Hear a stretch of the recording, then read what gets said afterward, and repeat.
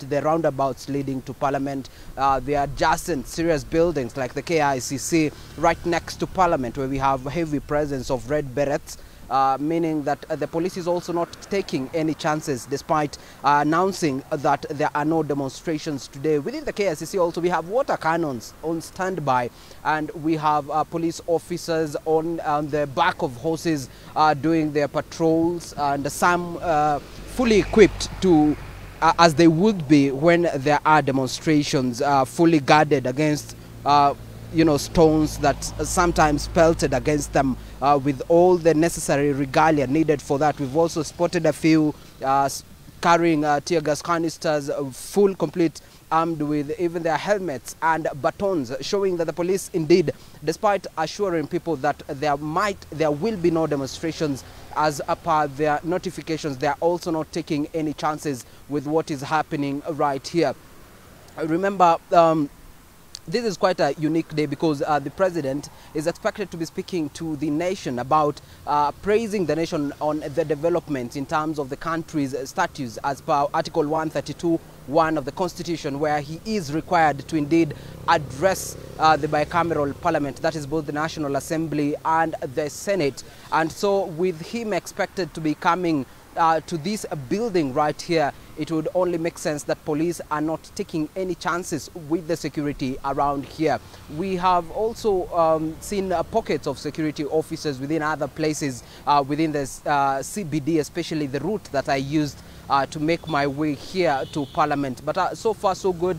Everything is calm. Business is as usual. Kenyans are going on with their lives as usual, even as we await the big speech today, anytime from 2 p.m. when the president will be expected to make his way right here, inspect a guard of honor, then be received inside the Parliament precincts. But for now, Alan, allow me to take it back to you, but we'll be following up on everything that's transpiring on this end of Parliament and ensuring that our viewers are fully updated. Very well, David Kagina right there, speaking to us from the CBD, saying nothing much is going on as of now. Basically, Kenyans just going about with their day-to-day lives as they wait for that moment in the afternoon. Let's cross it over back to Joel Chacha, who's at the precincts of Parliament, to take it from there. Chacha.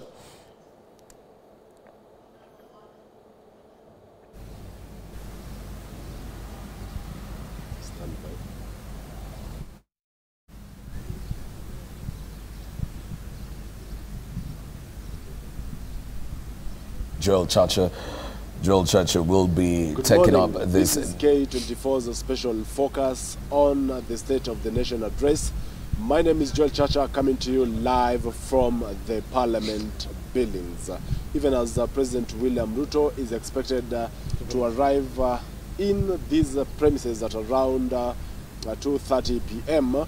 Right now, I'm joined by Honorable Daniel Manduku, Nyaribari Masaba, Member of Parliament. Thank you so much for getting time. And shortly, we'll be joined by Honorable David Kiplagat, who is the SOI Member of Parliament, even as we keep engaging legislators as far as the State of the Nation is concerned. Thank you so much once again, Mesh, for getting time. Let's begin with what are your expectations today, even as President William Ruto will be doing his annual address, or issuing his annual address to the nation today? Thank you, Joel, and good morning, viewers. Just like any other Kenyan, I expect the President of the Republic of Kenya today to address those areas that we people of Kenya and most of our citizens feel are a source of concern. Broadly speaking, and in line with his last State of the Nation address, we expect the President to address, among others, the critical area of the economy. And when you talk about the economy, we expect the President to tell us how in the last 1 year his administration has ensured that the cost of living has significantly come down. We expect the President to tell us what his government has done in ensuring that we have stabilized our external debt together with our internal debt. He needs to explain to us, for example, why we still have very high interest rates. And we know very well that high interest rates lead to crowding out of the small enterprises, and therefore credit becoming unreachable for ordinary business people. This you're talking about the CBR rate. That yes, is why are we still talking of 25%, 22%? Today, if you go to the bank, you will not get anything less than 22% as a loan. Why? Because this government is still borrowing through treasury bills at about 16%. The last 91-day treasury bill was sold at 15 point something percent. He has to explain to us why, for example, in the National Assembly we passed a resolution that the mix of external to domestic debt be 70 to 30%, so that we borrow more money outside because of lower interest rates. And yet his government has done the opposite. It is now beyond 55% local borrowing. And that is why every bank has decided to lend to the government. Perhaps the balance here could be they're trying to work especially with our shilling, which weakens at times, and in the event that our external debt is higher, then automatically it increases. Maybe that's the balance that they're trying to. No, but you see that again brings here. another point. In the last address to the nation, he talked about lowering or strengthening the shilling. I just checked this morning. I think the shilling is still at 129 or something close to that. But the most important thing the president needs to address is what his government has done in the last 1 year in creating job opportunities for the millions of young Kenyans who have qualified. What happened to the dream of digital economy? CS Mutua has already secured about 21,000 jobs abroad. And you're talking about domestically. Whatever. Okay, 21,000 jobs. Who are these people? My constituency, Nyeriba and Masaba, not even one person has gone abroad. How are they giving them out if they are there? How has local enterprise been encouraged by this government? That's on the broad sides of the economy. But ultimately, he has to tell us what his government has done about ensuring that we sustain an economic growth beyond our birth rate, so that we have growth. You know, of course, he will come and tell us that he gave subsidy to farmers through fertilizer. And that has given us another problem. We now have a lot of food in our shelves, in our supermarkets, in our stores. But the ordinary person cannot access that food. Why? Because of the spending power. It's a very well-known economic principle that for you to grow the GDP, you must grow consumption. And the problem we're having is that there's no consumption. That is through the disposable income? Disposable income, exactly. Why? Because of high taxation, because of lack of subsidies. That is broadly on the economy. So you're saying we might end up having good production in terms of food, but again, the purchasing power is low because that is what happened. Because the pay slips have been targeted in this case. We got very good rains, thanks to God. We prayed very well, and that helped. We also got fertilizer subsidy. Now, if you go to Kitale or Uasin Gishu, the farmers are crying that they're not able to sell their maize at a price that is reasonable. And so we have got lots of food, but we have also not dealt with what we call post-harvest technology. So most likely this food will go wrong. Is the National Reserve working? Farmers are not selling to the National Reserve because of the price. That is NCPB prices. NCPB are too lower than who the cost issues of production. these prices? It's the government. You see, that is why I'm saying economically we should let these things be factored by forces of the market. Government should not come in to stabilize prices unless unless they give what we call a guaranteed minimum. So this morning you're telling President Ruto that cheap fertilizer or affordable fertilizer is not the solution enough. What the solution is, among other things, economical issues, to encourage consumption. You see, when you have a lot of food in the store and you cannot sell it because people don't have money to buy it, then there's a problem. In fact, if you know, if you know the economic formula that helps growth of GDP, consumption is in capital. Consumption and then foreign investment. The second thing that the president needs to address broadly is social sector. And social sector, there are two things: health and education. Of course, you know the challenges with the health system. The intentions are good. The execution is poor. When it comes to education, we have got the issue to do with the competency-based curriculum. Yesterday, the Minister for Education, CS Education, was in the House, and he told us how many number of schools that still don't have laboratories. We are now in the last year of transition.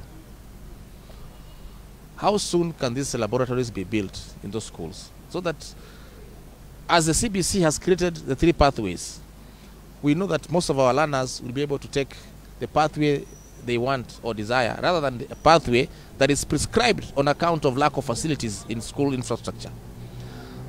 Still on education, we have 400,000 qualified teachers out there today.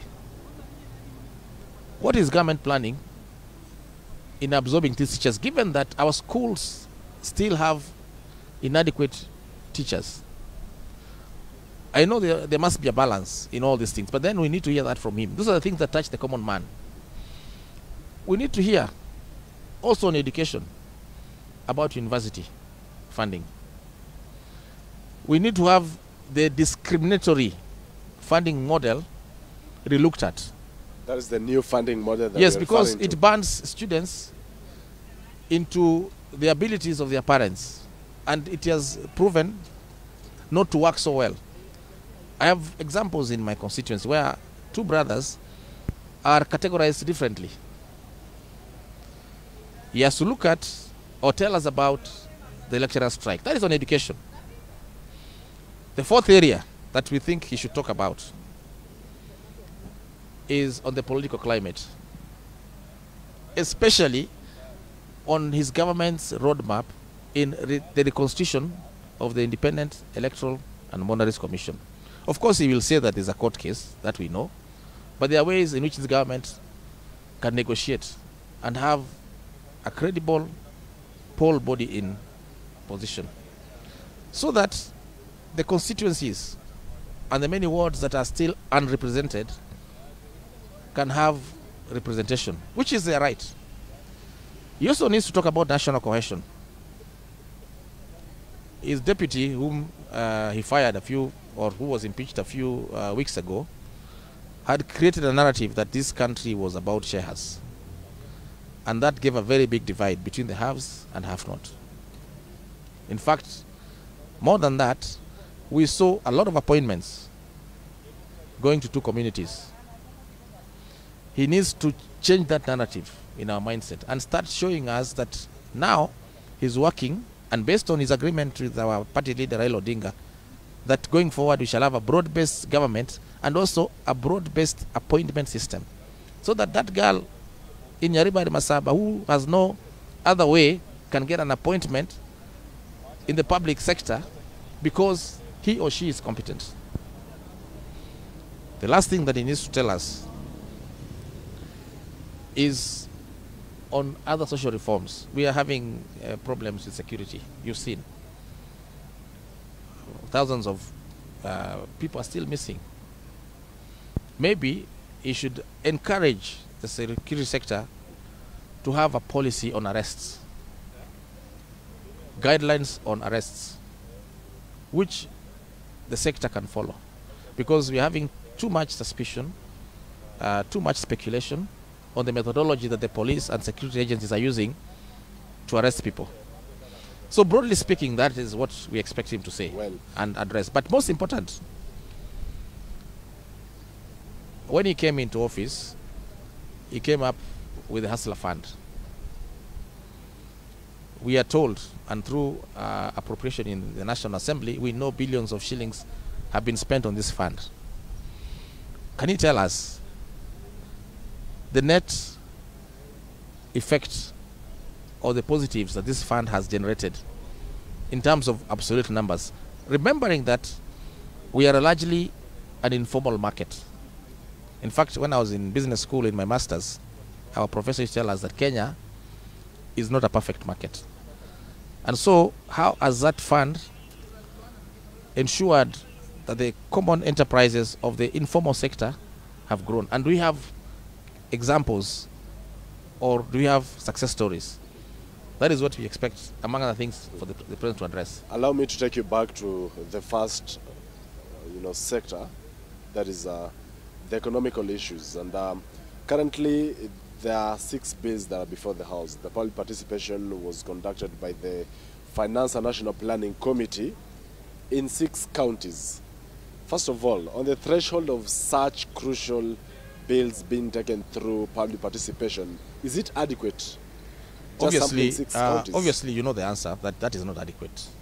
But then they'll tell you that this was published, and that other than going to the counties in person, there are other options of making your views heard through written memoranda, either through delivery or postal or email.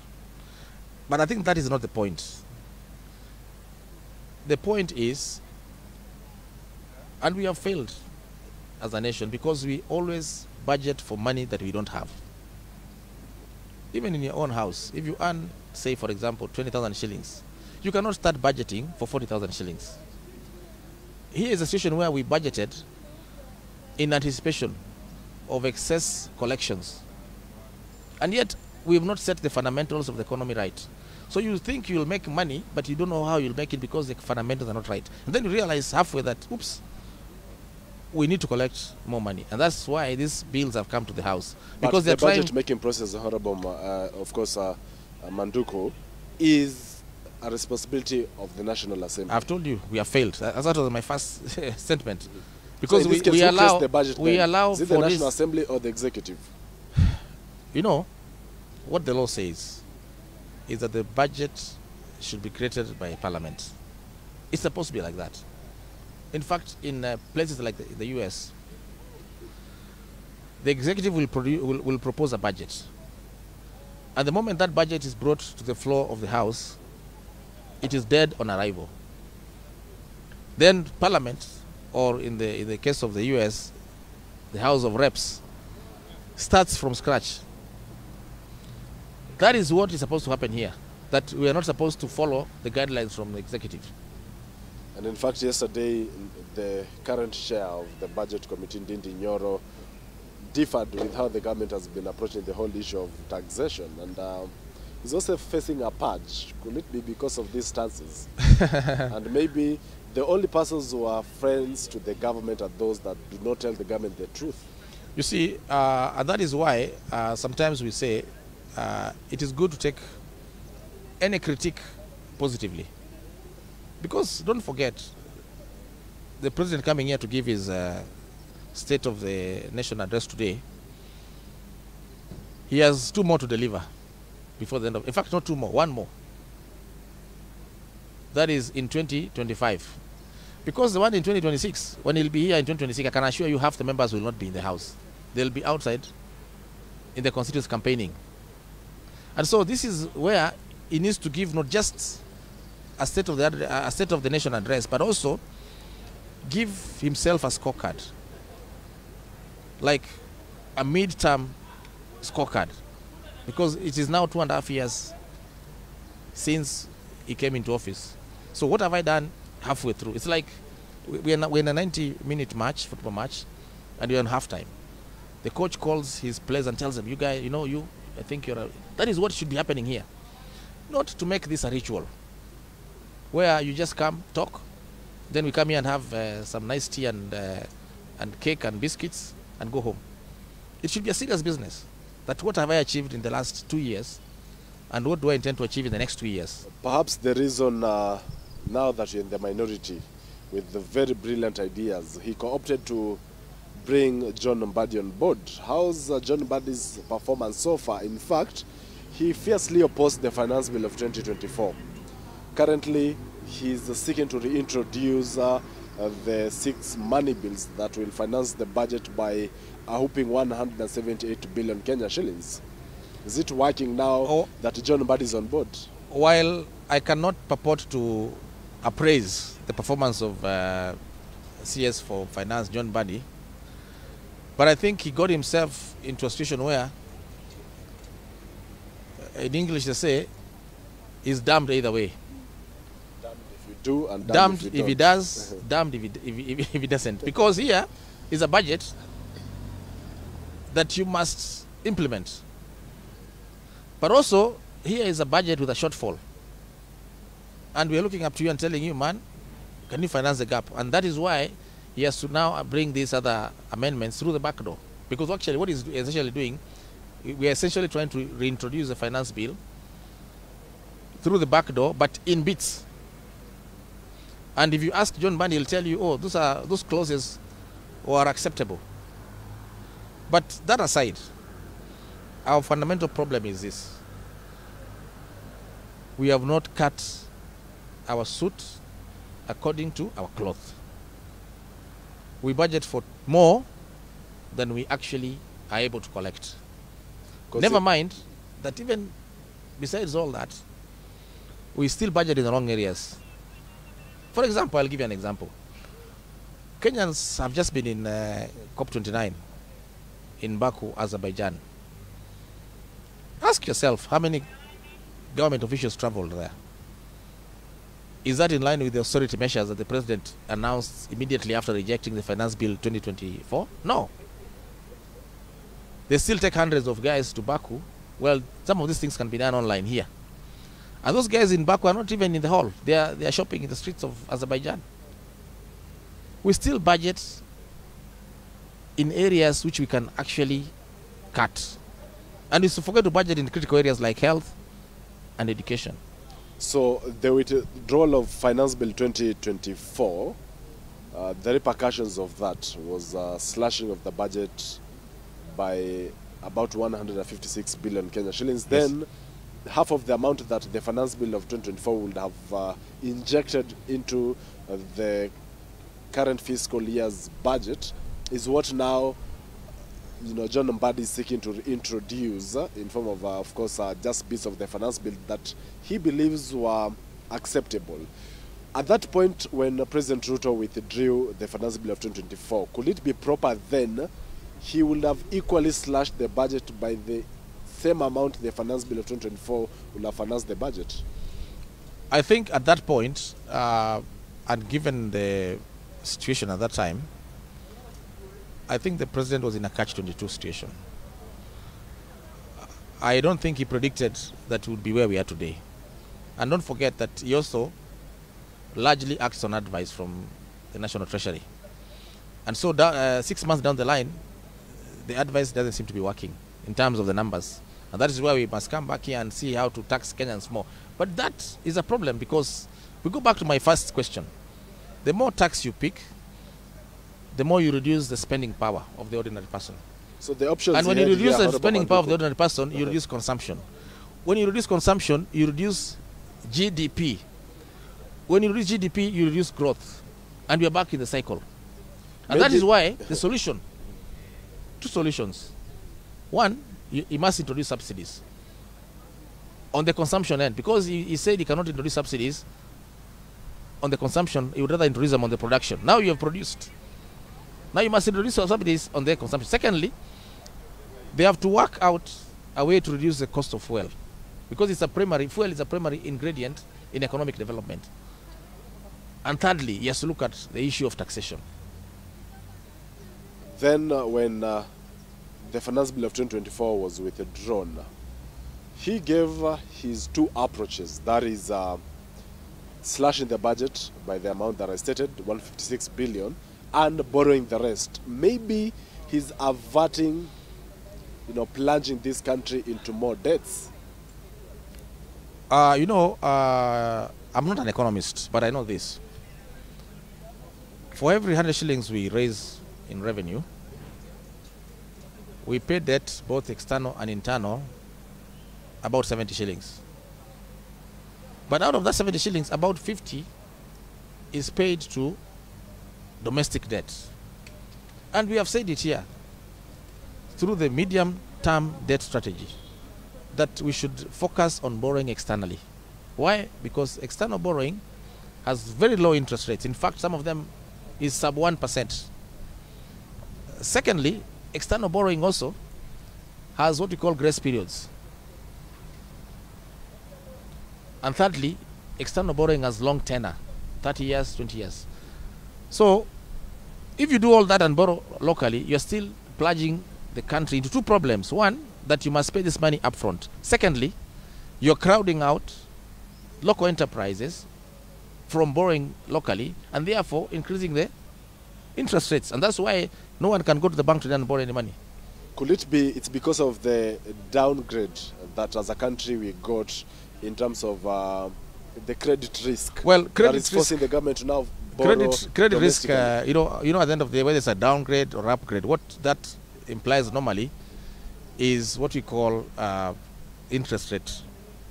How much you see, if we go to the bank, me and you will be appraised, and the bank may give you what they call LIBOR +4, and maybe give me LIBOR +5. Why? Because they'll perceive me maybe more as a risk person. So that downgrade really has no effect on our borrowing. And if it has, it is minimal. Maybe it cost, let's say, the Eurobond, the buyback of the Eurobond, to be at a 2-digit, you know, interest rate. That is the highest actually that as a country, especially in Africa. When you look at our economic outlook, you analyze our external debt and our internal debt, our growth as a country, then based on those fundamentals, we are classified as very high risk. In fact, we are classified as likely to default. And that is the basis upon which we are classified or downgraded. But that may not be a problem for now. It only becomes a problem once we default. Because then once we default, then no one else gives you money, either internally or externally. Our biggest problem is that we continue borrowing domestically. So in fact, the bigger problem is not even that. We borrow domestically and don't invest the money. We take that money and use it for recurrent expenditure. Salaries, driver allowances, which is against the PFM Act, right? Which is against the law. And that is why the National Treasury should explain to us why are we borrowing to finance recurrent expenditure, whereas we should be borrowing to do infrastructure, like for example the GSS classes or roads. And then something else that the President's pet project, the housing project. On the face of it, it's a very good initiative, but he now needs to accelerate that program. He needs to be in charge and so that that levy that people keep complaining about is reinjected back immediately.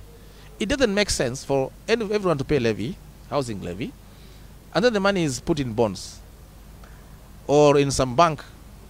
That money should actually be collected and in the first instance spent immediately so that it is reinjected back into the economy, mostly through the informal sector, and therefore stimulate economic growth by giving people jobs. And that was the intention.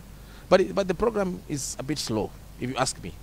And don't forget, I'm an expert in construction. This should be accelerated. We are still doing what we call snail's pace, or we are still on, you know how the tortoise works. Because the money is there now, the courts have cleared this program. We should be seeing massive construction in this country, so that can alleviate and that can act as a stimulus to the economy. Everything is taking too long to implement. He needs to look at that critically. Otherwise, we'll go for re-election with only half the projects on the ground, because the gestation period of construction projects normally is 3 years, and now we are on the 3-year mark. So on election day, some projects will still be at foundation, and that will be very dangerous for him, because he needs to come and tell us, you see, I've done 1 million houses in 3 years. Then we tell him, okay, good, now we can give you another term. But telling us, I've done 200,000 and 400 on foundation and 300 on the desk, then that will not be the intention of the program. This program was supposed to stimulate the economy by creating jobs and going into manufacturing. So far, how would you rate Ruto's performance in terms of percentage, as far as how he has handled the well, if I was a professor, issues? if I was a professor of economics, 4 over 10, 4 over 10, or there's around 40%. 40%, yeah. Objectively, really. And and it's not a bad grade by the way, because he picked this country when we were in serious debt. By the way, this 40% is largely a growth, but he needs to push it to 60% in the next 1 year, and it's possible. Could President William Ruto have given ODM a rope to hang itself by giving such a crucial docket of the, Treasury Cabinet Secretary I'm to not, you people? I'm not a party. I'm a member of ODM. I have no position in the party. I'm just a member in the National Assembly.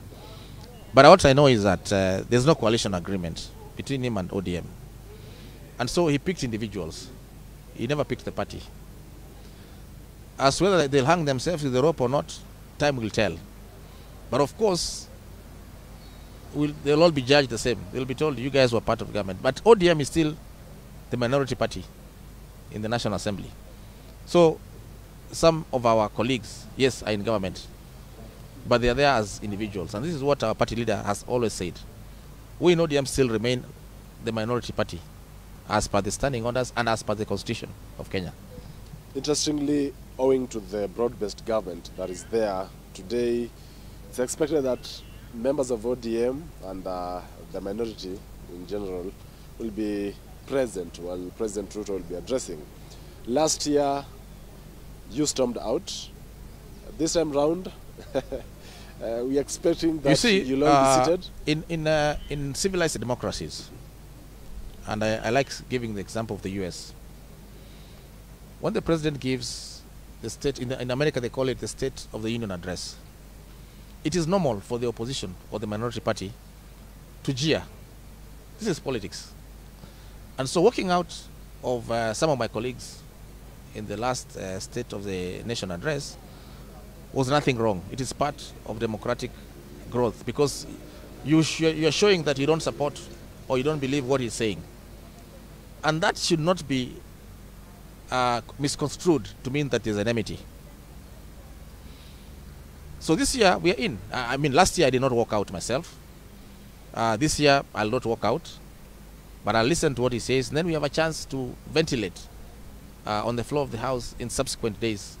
I think for the next 1 week we even have special sittings up to midnight to ventilate on the State of the Nation address that the President will give today.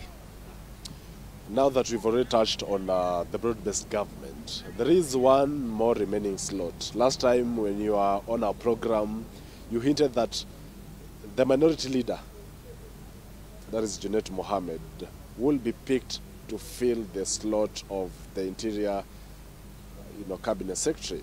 Is that still the position? But he still came out and defended. What I said is that what I said, and I'll repeat here, is that we had given his name. We are not saying that he'll be picked. But we live in a very dynamic political environment. Things may have changed down the line. And Junet Mohammed, Honorable Junet Mohammed himself came out to clarify that he's not interested in the position. So I guess there may be other considerations. It's possible that the President in his wisdom will pick someone from his party or from any other place.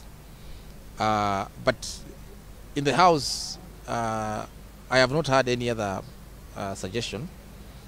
And sometimes there are people who say things and you know this is the way, but I haven't had that. So we don't know who will be picked. And we really don't mind, because I believe it's a Kenyan, and that's okay, that's good enough for us. Trusted sources have it that it could be Mutahi Kagwe, the former Health Cabinet Secretary. Well, I've heard that. I've also heard that the current Prime Cabinet Secretary could be retained. I mean, they're all these names. These are just names. So let us wait for the president, who has the constitutional prerogative to decide on the person he wants to serve in that docket. Well, we now focus on matters health.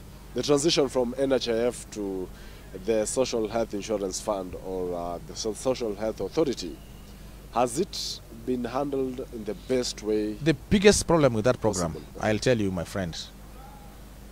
In fact, before they set up the program, what the president should have done is to set up a very appropriate communication system. The biggest challenge with that program, it seems, is either lack of knowledge or lack of proper communication.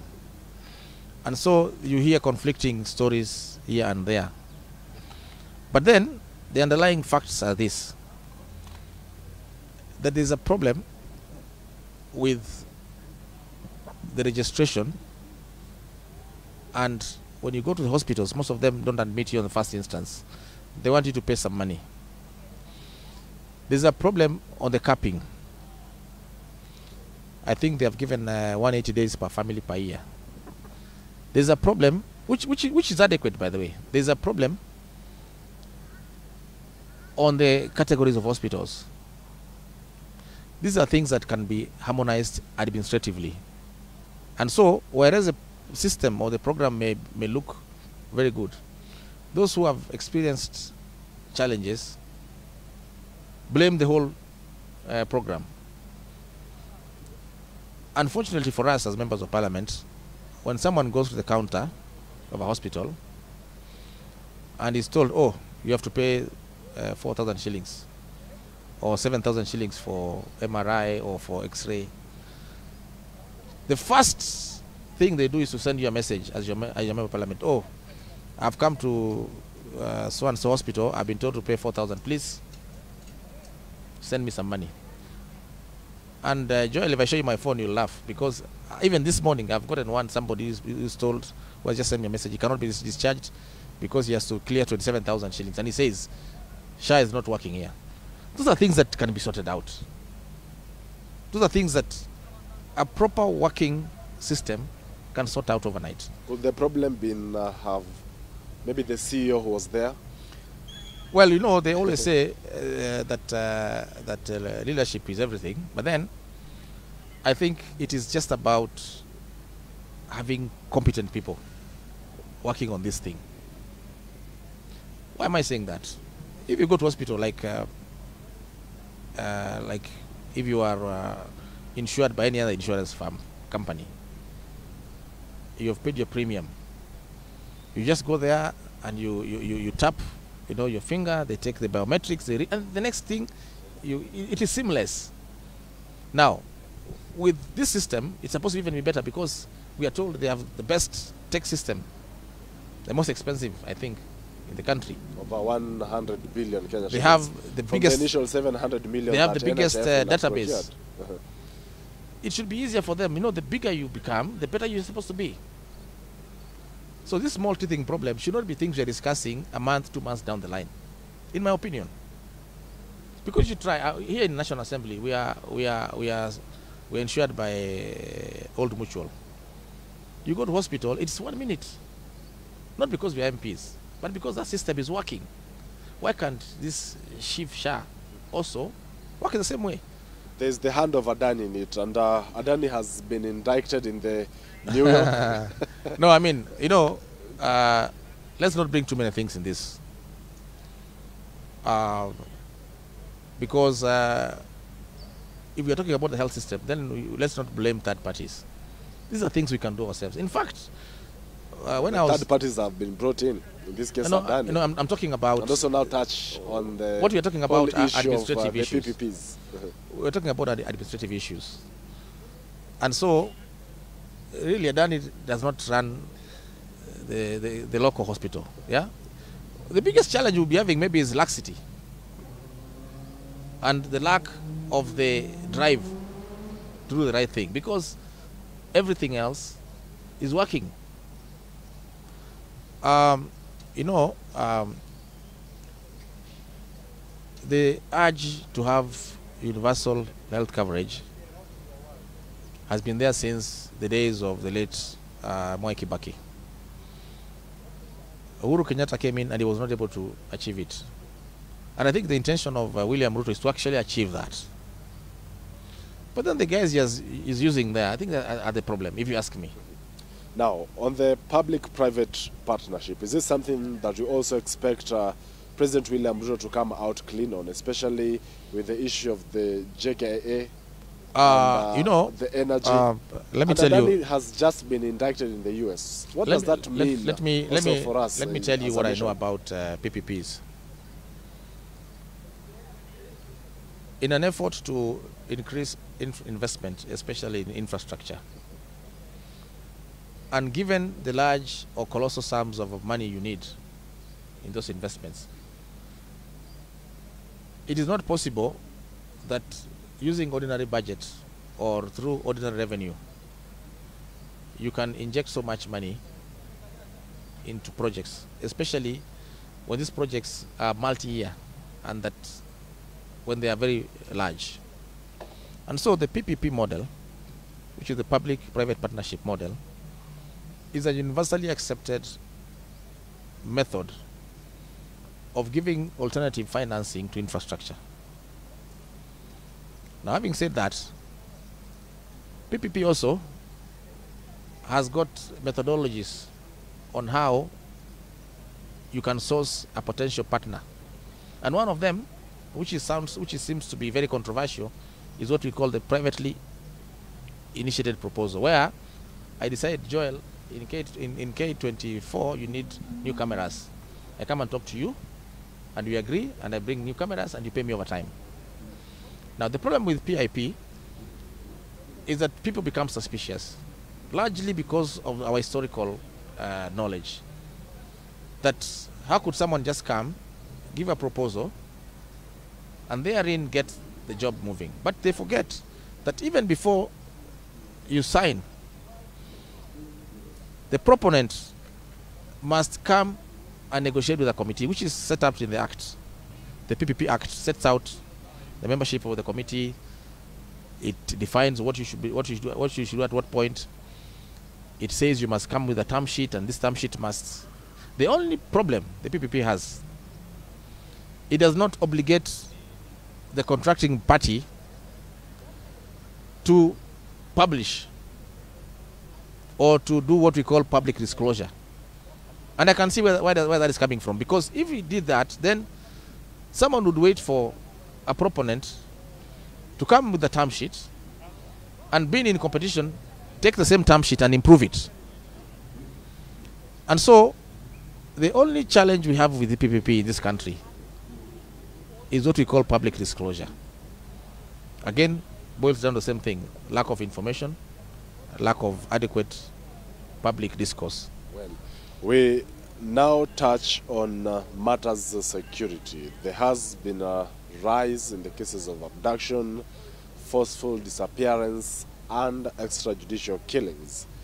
Is it a concern, a security concern, that President William Ruto should address? In fact, also with the matter that BSJ was abducted in this country, and you know, matter security are matters that are very dear to anyone. And I'm happy that yesterday he actually acknowledged that we're having a challenge with femicide. He actually called, I think, the women reps or the women members of parliament to the State House and committed to ensure that it is either minimized or reduced. But I think his administration will be judged on many fronts, but the most critical one will be on the front of security.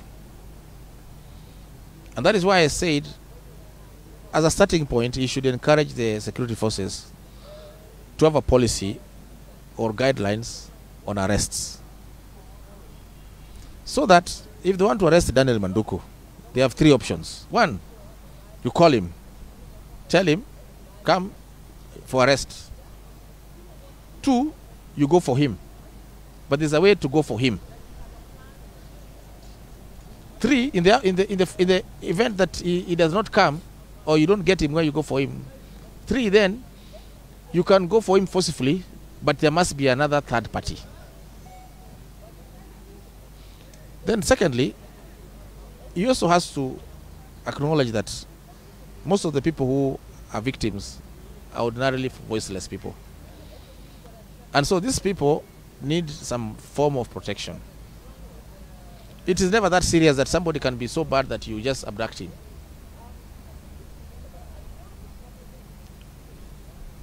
Even in the West, when you have all these drug lords and drug dealers and what, there's a way in which they are arrested. So I think he also has to tell Kenyans his measures to ensure their safety, so that when somebody leaves his house in the night, especially our young children, they know that they'll get back safe. And if they don't get back safe, how soon they can do investigations. The problem also is that this investigations take too long until the matter dies naturally. There's no enthusiasm in follow-up. You know, especially on the femicide cases, you hear someone disappeared for a week, the police got a report, 2 weeks later they have done nothing, you know. But if someone steals some money, the police are very enthusiastic because they think they'll catch him and probably get something in between. The historical invention of parliament by the Gen Zs. The president committed to compensating the victims of the Gen Z demos. That has not happened. You know, the first thing, we still don't have a database of these Gen Z demos. We still don't have a database of who was killed, who was maimed, who was arrested. At least I have not seen it. But the civil societies have been providing that information. Number two, the president cannot compensate. compensate. It is parliament that must appropriate budget. The executive has not brought a request to parliament saying that please allocate such and such amount of money for compensation. And so I think either it's work in progress, or maybe it was just a promise like any other promise that was forgotten. Well, maybe your final remarks as far as the State of the Nation address is concerned today. I think what Kenyans want to hear are small things. Small things that touch them directly. How will I put food on my table? How will my child get a job? Because I have taken him to school, I sold my cow, I sold my land. He has now finished school, he's here at home with me. We look at each other. How will my other child who is expecting go to hospital and get safe delivery?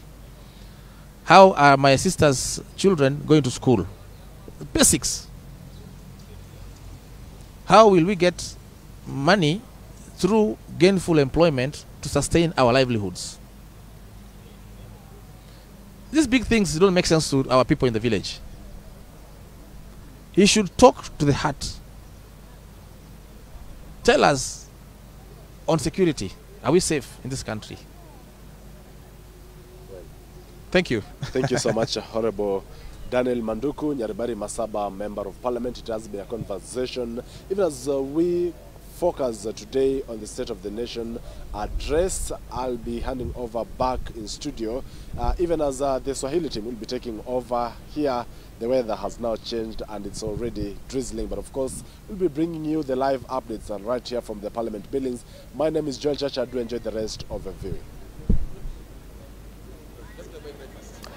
Very well, Chacha. Thank you for that sit down with one of the legislators right there, just delving into issues that we expect the head of state to be speaking on later on this afternoon. They've spoken on quite an array of issues right there, and just as you've seen, perfect timing, and the rain has just begun when Chacha has ended that. Seems like it's going to be a good day. You know what they say when that rainfall comes. But of course, at this point, we'd love to take a short break. But before that, I'll be handing over to my colleague, that is Dan Kitu, who's already seated with me right here.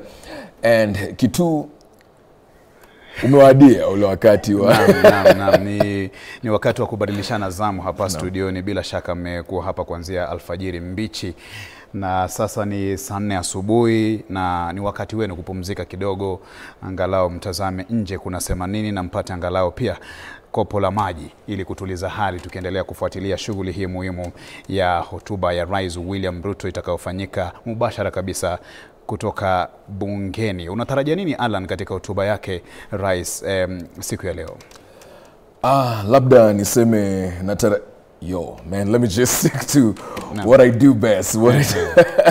Well, as for me, I'm literally just expecting the head of state to talk more about accountability, you know, just not necessarily talk about or it be the normal State of the Nation address that we've had in the previous instances where the head of state continues to promise and speak about things that they're going to do, will do this. But it could be more of a reflective sort of State of the Nation address. Tell Kenyans that, you know what, we tried this hasn't worked. Moving forward, we'll be more collaborative, try and speak with people to bring in this sort of inclusivity and maybe just use it as a healing moment moving forward, because we have quite a number of Kenyans who are in distress. Na bila shaka itakuwa shughuli ambayo Wakenya wengi watakuwa wanaitazama ili kuona rais atasema nini, wakati ambapo tayari kuna malalamishi mengi. Wengi wanazungumzia kuhusu bima mpya ya afya ya jamii, SHA, wengine wanazungumzia kuhusu ufadhili wa elimu ya vyuo vikuu na utata pia kuhusu hali ya uchumi nchini, masuala muhimu kabisa ambayo Rais William Ruto anatarajiwa kuyaangazia katika hotuba yake siku ya leo. Tusubiri tuone hali itakuwa vipi pale bungeni. Kwa sasa nitakuruhusu uondoke upate angalau tama la maji hapo nje, kisha mimi nitaendeleza gurudumu hili la matangazo maalum kabisa kuanzia sasa mwendo huu wa saa 4 asubuhi hadi saa 7 adhuhuri. Takriban dakika 180 tutakuwa hapa kukueleza yote yanayohusiana na hotuba ya rais kutoka bungeni. Mabunge yote mawili yatakuwa pamoja katika majengo hayo ya bunge kumsikiliza rais bila tashwishi yoyote ile. Mimi ni Daniel Kitu. Kwa sasa tunachukua mapumziko, tunarejea na matangazo maalum.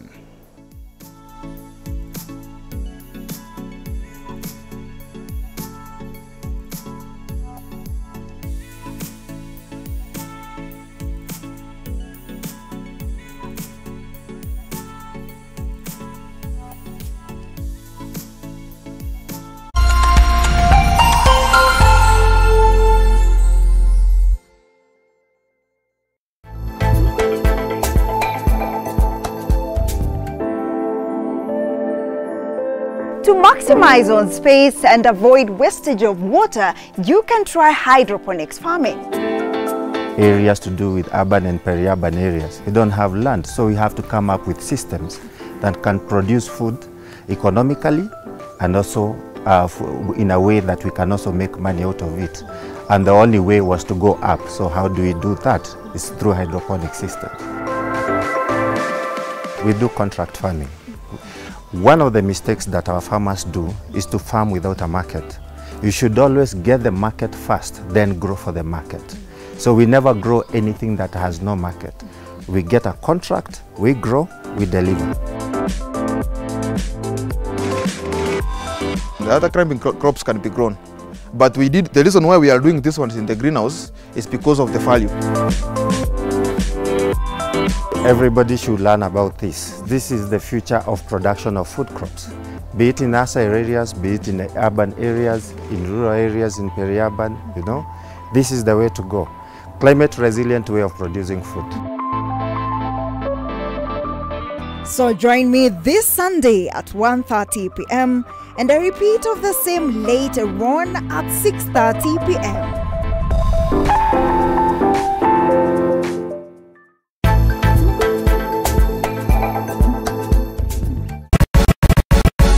When it's a Saturday,